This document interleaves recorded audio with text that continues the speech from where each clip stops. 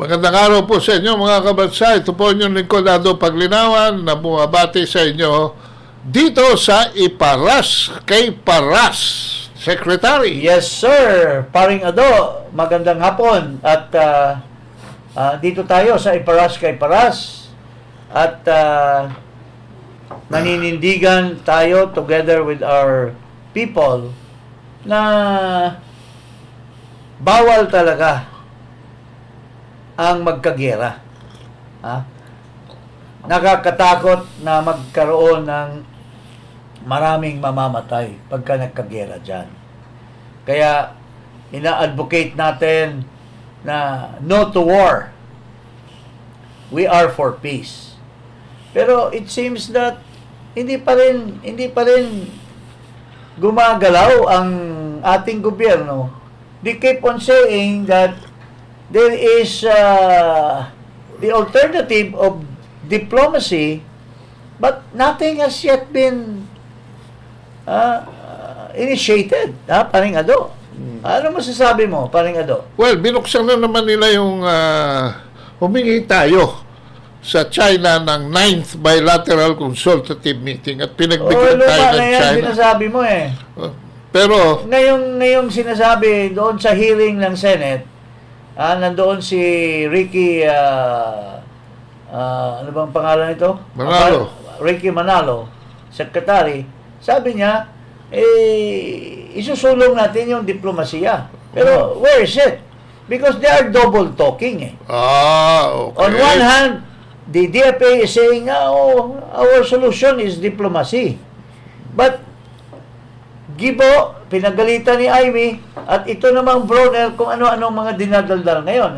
Which brings us to this issue now. Na mukhang mukhang nagpahinga na yata si Gibo. Kasi there are maraming mga sundalo ng armed forces, retired or na sumulat kay Marcos. Active members of the armed forces who are asking Marcos to replace Gibo Teodoro. Nasaan ba yon, partner? Nasaan mo yung sinasabi na yon? Meron bang narrative doon? Well, ang iniaangal ng mga active military service ay hindi malaman ng punot dulo na mga aksyon at mga statements ni Gibo Teodoro pagdating dito. At mukhang nag-grandstanding lang siya. Kasi ang suspecha ng karamihan ay tatakbo siya sa 2025 senatorial elections. Kaya medya-medya lagi ang sinasabi at medyo nandun pa sa nagmimistulang provocative para magbukang matapang at nationalistic. Wow. Anyway, mukhang wala sa limelight ngayon siya. At ito si Mr. Browner.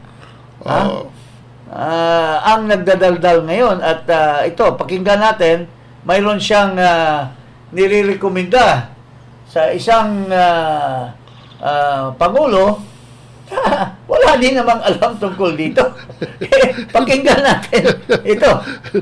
AFP presents new plan. New plan for resupply mission to Marcos. Galing, ha? Galing. The Armed Forces of the Philippines laid out before President Marcos a new strategy for the resupply mission at the BRP Sierra Madre in Ayungin Shoal in the West Philippine Sea to prevent a repeat of the violent June 17 operation. The new plan was presented by no less than AFP Chief of Staff General Romeo Browner during the mid-year command conference at Camp Aguinaldo in Quezon City last July 4 days ago. Eto, tingnan natin kung may pagbabago. Okay. Because of the modern geopolitical conflict that we are facing right now, we need to adjust to the contemporary times. Expect that in the coming operations that we have, there will be changes in how we do things in our operational mix. AFP spokesperson Colonel Francel Margaret Padilla said in a radio interview over Francel, DC Double B. Padilla did not disclose. Ito ang problema, hindi disclose. Oh. Nagyayabang ka na may bagong tapos hindi mo i-disclose sa public. Ano ba yan? Specific Ano ba yan? Tinatago sa kahon. as to the adjustment that the AFP will make, as well as the date of the next resupply mission, so as not to jeopardize it. No? So, eto na.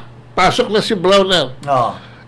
Browner earlier said that he directed the troops to respond appropriately in case they're once again subjected to harassment. But the China Coast Guard, it will be recalled that during the last resupply mission on June 17, a Philippine Navy trooper lost his finger in an intentional speed ramming by the Chinese Coast Guard. This time, Browner said the troops were green-lighted, binigyan ng go signal, to observe the rules of engagement for the next mission, which means they have the right to defend themselves in any manner when placed in a similar predicament. Quote, "We will not use excessive force," unquote, Browner said, explaining that if the Chinese Coast Guard again use knives to intimidate the AFP, then the Filipino serviceman will also be armed with bladed weapons. That's the concept of proportionality. Okay. So we will not shoot them. Diyan muna tayo, ha? Sinasabi niya na they will defend themselves. Ha?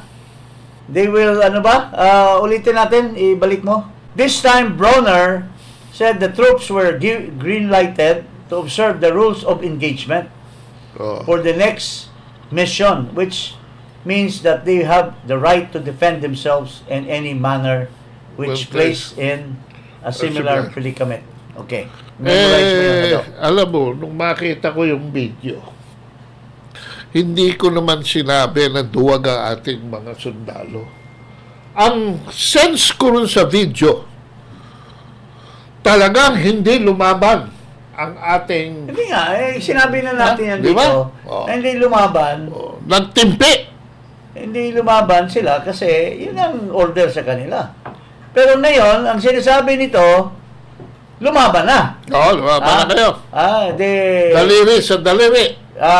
There is now green lighting for them to follow the terms of engagement. Kung babarilin sila, kung i-act sila, di barilin din nila. I think that's the quid pro quo. Diba? Pero yung ba, brother, ang pinapalabas mo? Quid pro quo. Di ba?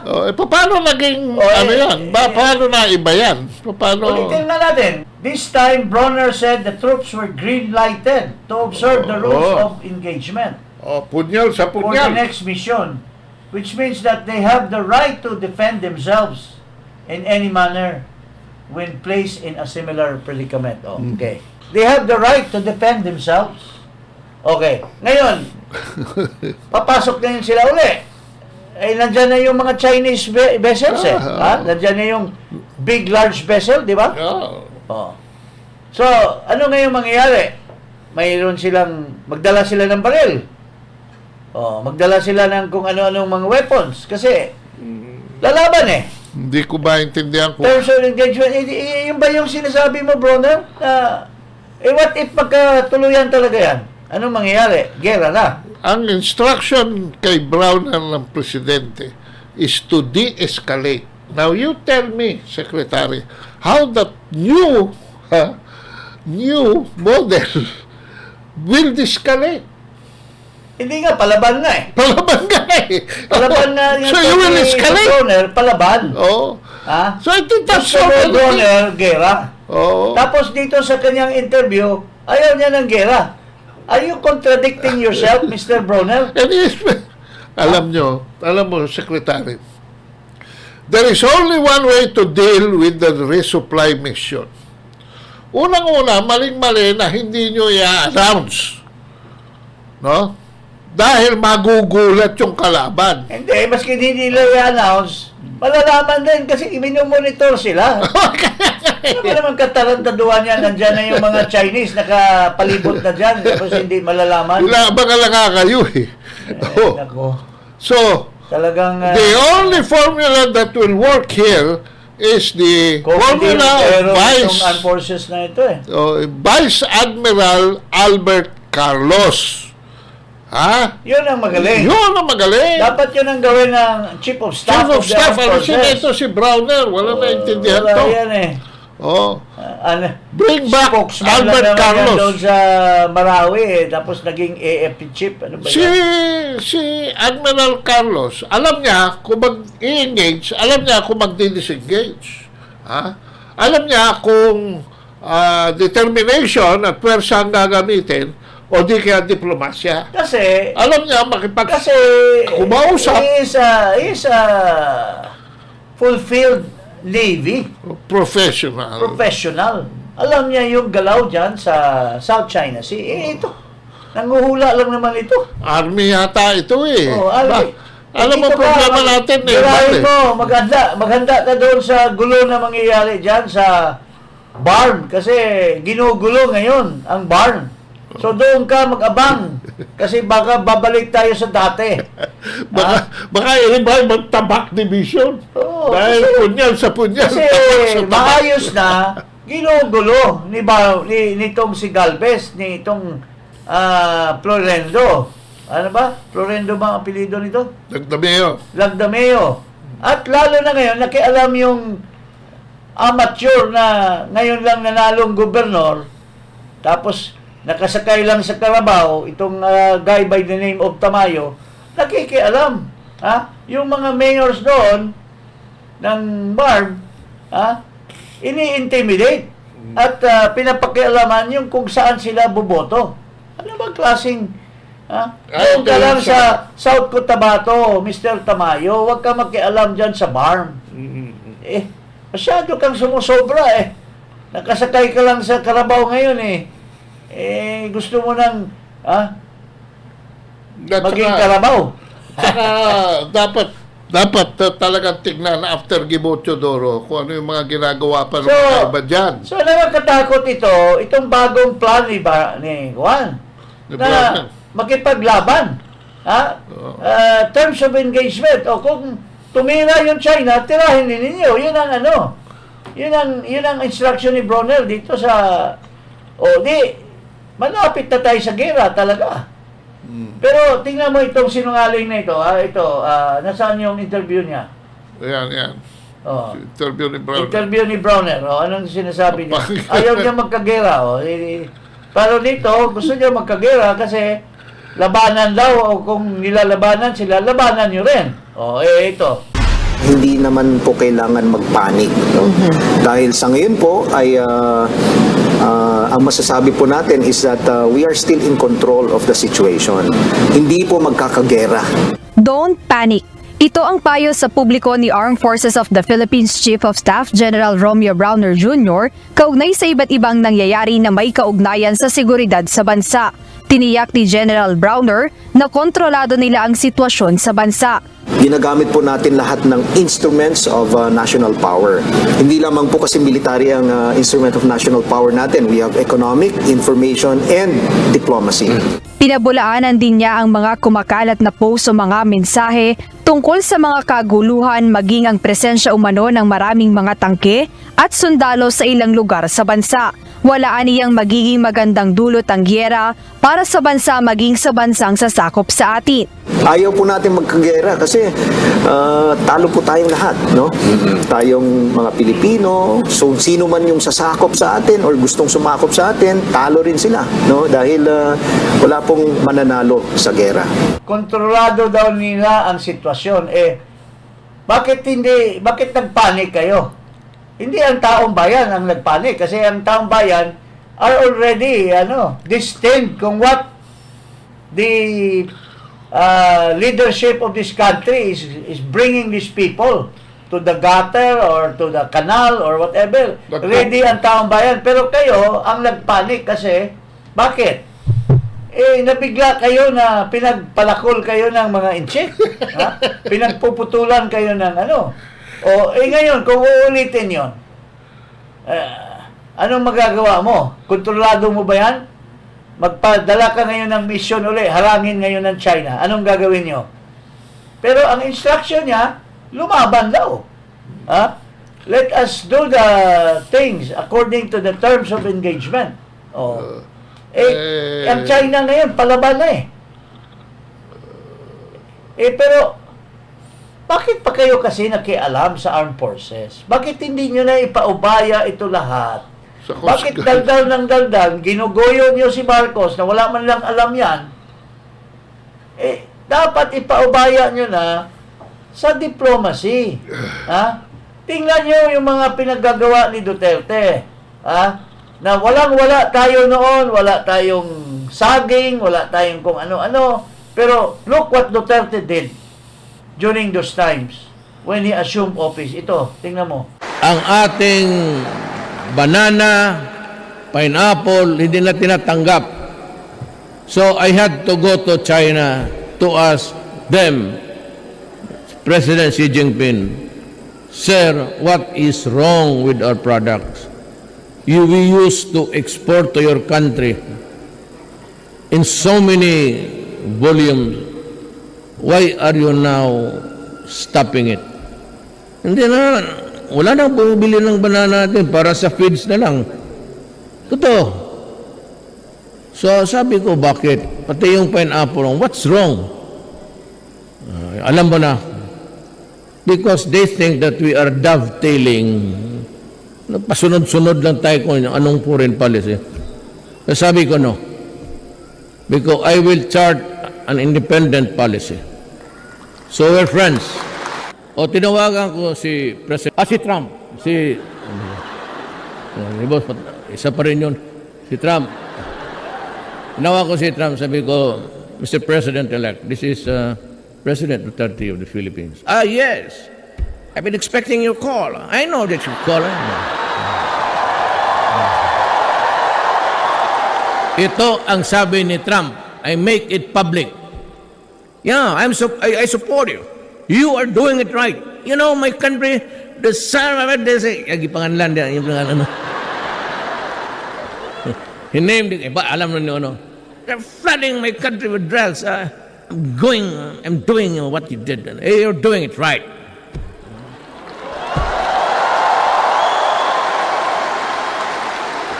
Alam mo, si Trump is a realist, a pragmatic thinker. Akala mo lang puro, pareho kami yung pakunwari lang na magbinastos dyan, gano'n, magsalita. Pero, hindi na alam, yan si Trump, nag-iisip ng malalim yan. Hindi yan maging bilyonaryo. Makatayo ka lang ng isang poste, puta, bilyonaryo ka na. Paano ka maging bobo? Totoo. We showing this because we want to relate to the issue of diplomacy.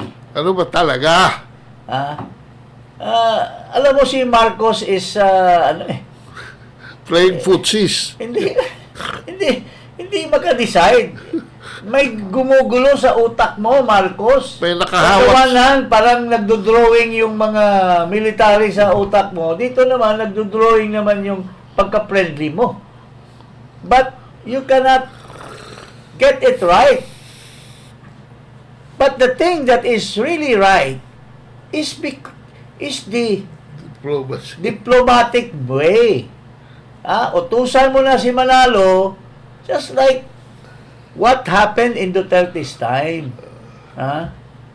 Hindi kagaya nung panahon ni Noynoy na mayroong mga gunggong na nakikialam.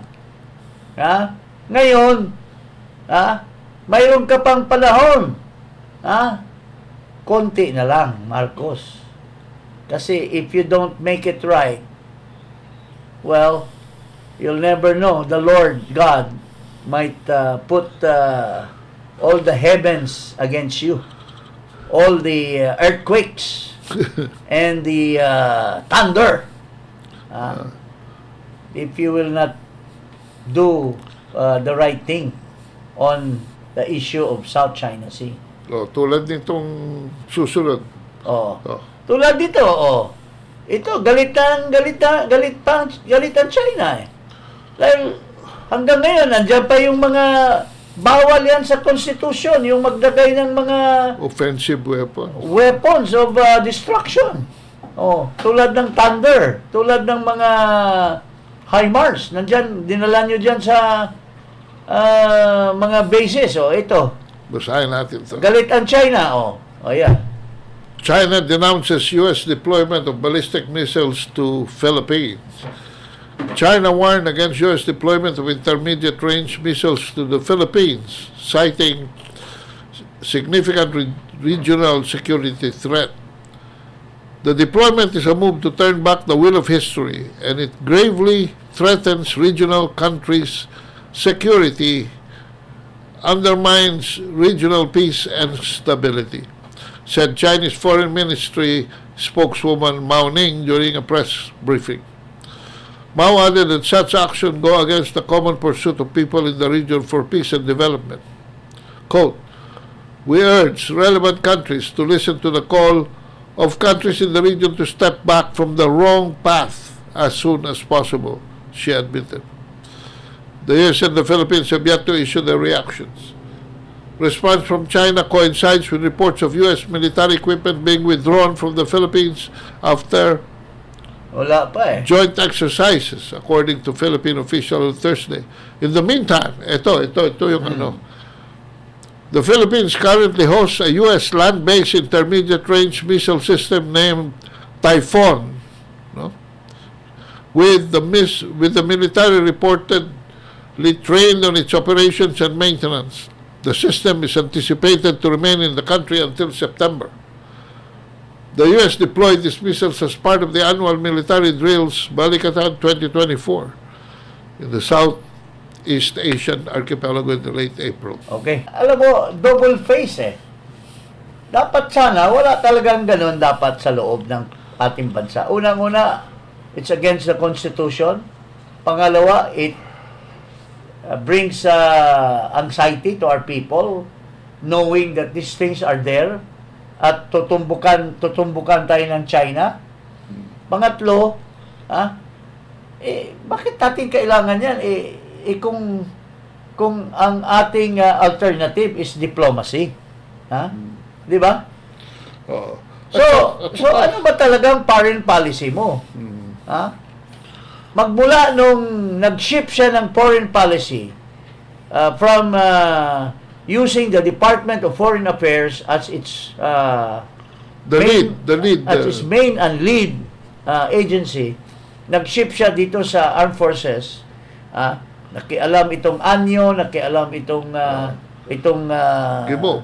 Hindi, yung isang ulok na lalaki. Yung hindi ginawang DND, yung Vasquez. Galvez. Yung Galvez. Yun ang promotor dyan eh. Nagdala nito mga EDCA na ito. Nagsinungaling pa yan at sinabi niya, okay na daw kay Mamba, hindi naman pala okay.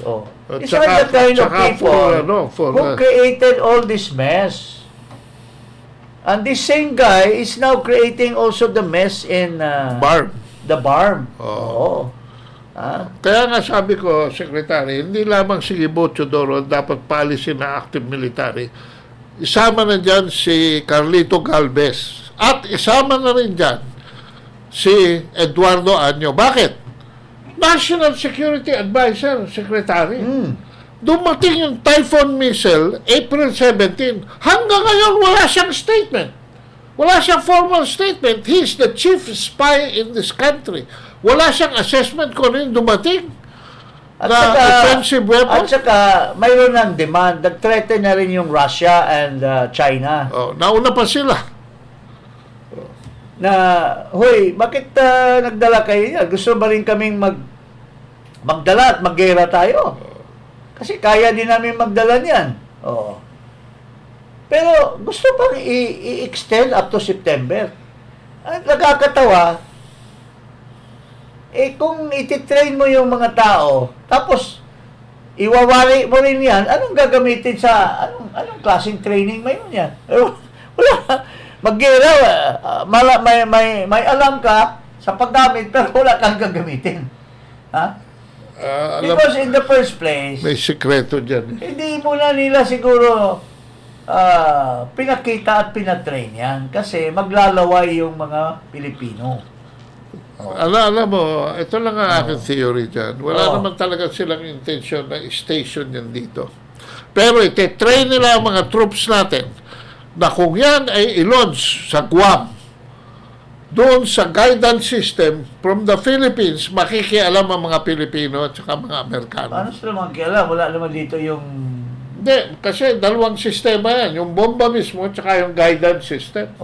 Iko-control natin. Oo, ibabanda. Kunwari, papunta rito, ibabanda rin sa China. Baka matalo sila sa China. Yan ang sinasabi Maraming ko. mga bobo dyan. Oo. Hindi nila perfect yan. Sige, it's their own lookout. However, it's incongruent that you are saying on the one hand, okay, diplomasya, pero gera pa rin tayo. O sabihin ni Browner ngayon, sige, it's a new game plan. Pero, pinagtandaan nyo, pagka minulestya kayo, molestyahin mo rin sila. Yan ang problema sa kung nagka-gera, gera na talaga. Oo. Imbis na sasabihin na, wag kayong wag kayong, kung sasaktan kayo, hayaan nyo. Nagsisinungaling kasi, Secretary, kaya hindi nila maitama. Nung una, disaster management. Ha? Nung nabuko, naging deterrence. Tapos, ngayon, may pumasok ng offensive weapon, which is unconstitutional. Ha? We renounce war as an instrument of national policy. Defense lang ang EDCA, hindi enhanced offense cooperation agreement yan. It is a defense. So, yan ang incongruity ng mga nangyayari. And for the meantime, wala silang talagang masabing specific dahil they're still in the midst of developing a narrative that they're hoping the Filipino people will believe. Nauna na tayo. Naunahan natin sila na doon sila papunta talaga. Sa gera. Sa paghamon. Lalabas ka dyan, wala kang abiso. Gugulatin mo yung mga nagbabantay doon. Alam nila gagawin nila. Alam nila kung ano ang presupuesto nila. Kayo, alam ba ninyo? Dito naman sa issue ng barn, no? Mukhang nabalitaan natin na mukhang nagkakagulo at maraming mga local officials na umaalma dahil sa pagkikialam ng isang outsider na gobernador sa isang probinsya na hindi man sakop ng BARM. Ito, base sa isang report ng News 5 Davao, ito po yung na palabas na mga nangyayari doon. News 5 Davao. Look, South Cotabato Governor, hot topic pa rin sa social media dahil sa ginawang pakikisawsaw sa BARM politics. Ilan pang local officials sa Mindanao kampi raw sa grupo ni TESDA Secretary Mangudanato.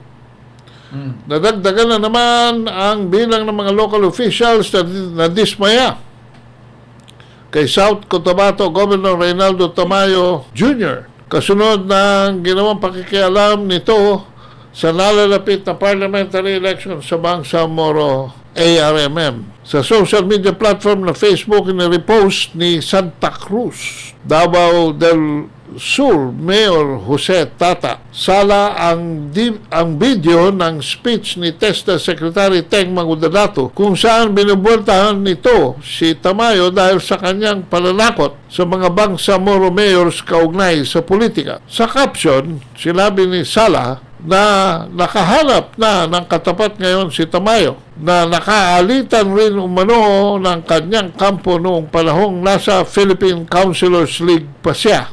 Ayon sa isang reliable source, napag-alamang 2 beses tinangkang panghimasukan ni Tamayo ang eleksyon ng PCL South Cotabato Chapter. May isang independent process sa pagpili ng kanilang provincial president. Halos umano pareho sa ginagawang panghihimasok ngayon ni Tamayo sa area ng BARM.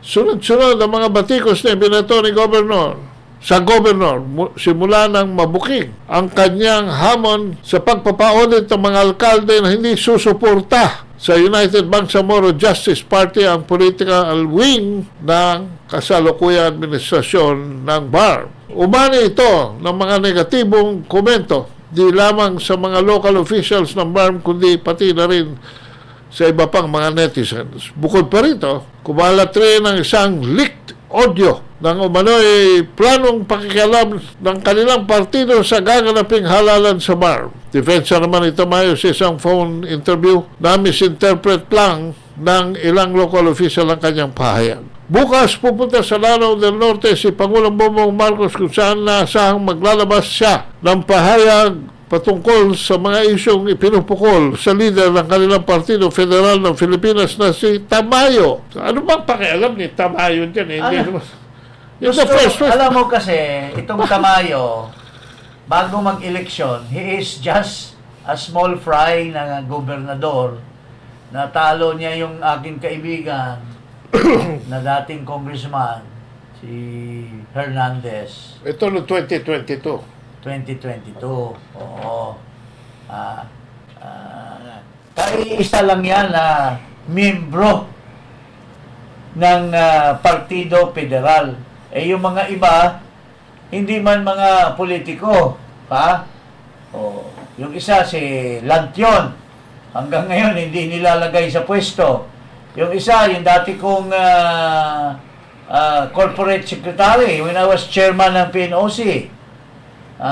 Si George Briones, na binastos din nila ito si George. Kasi hanggang ngayon, hindi pa rin binigyan ng pwesto na siya man ang nagdepensa kay Marcos sa kanyang disqualification case sa COMELEC. So, mukhang itong mga kasama sa Federal Party ay sinusolo lamang ni Tamayo. Hindi man siya gumawa ng paraan na yung mga tumulong na talagang mga miyembro ng partido na yan ay magkaroon man lang ng compensation for what they did for Marcos. Tapos ngayon, makialam na naman sa BARM. May tinutulak siyang partido, yung mga, siyempre, mga kasama, mga inaano ni Langdameo. Alam mo, hindi lang si Tamayo dito May mga maniobra ito si Galvez at saka si Langdameo na paboran yung mga miyembro ng BARM na humihikayat na magiging opisyal after they win an election. Whereas, on the other hand, mayroon namang isang grupo na mga hindi member ng BARM.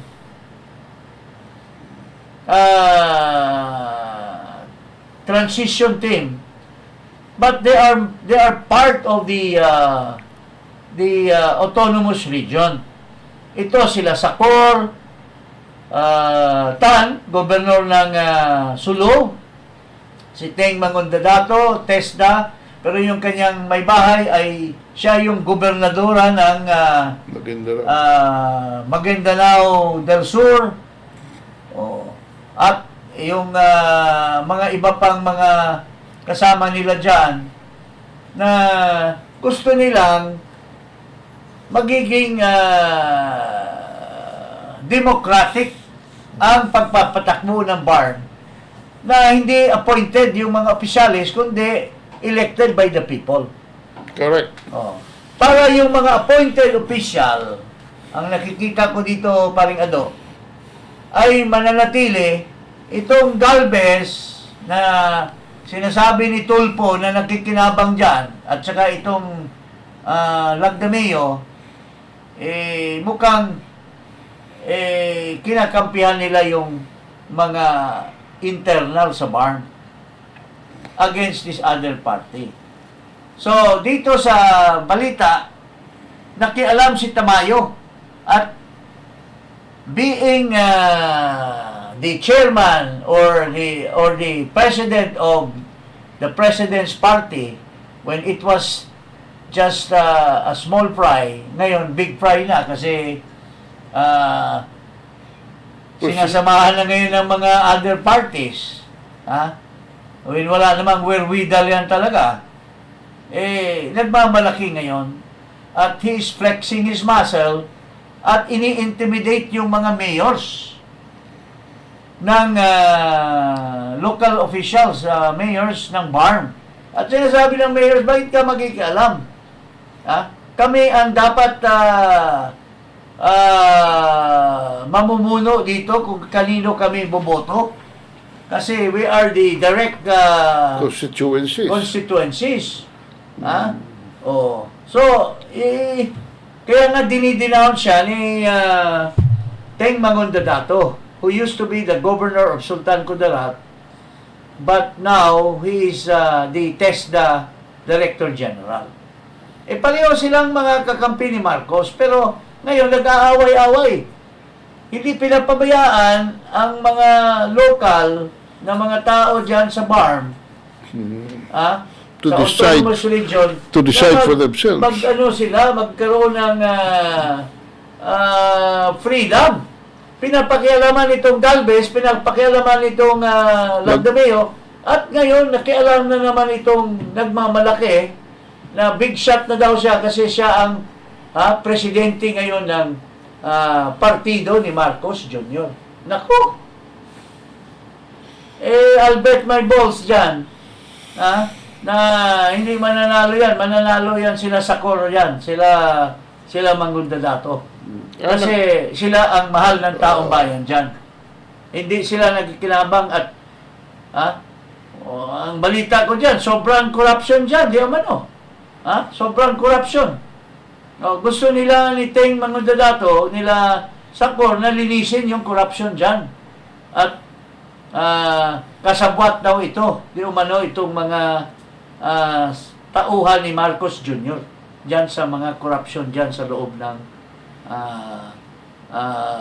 barn. Yun ang naririnig natin ng mga balita. So, I hope this will not be another problem in Mindanao. Baka bumalik tayo sa dati. Putungan. Bumalik tayo sa dati na ma-obliterate yung peace agreement dyan. Dahil sa pakikialam, dahil sa incompetence in government, at saka dahil sa corruption. Yun po ang kinakatakutan ng mga tao under the autonomous region in Mindanao.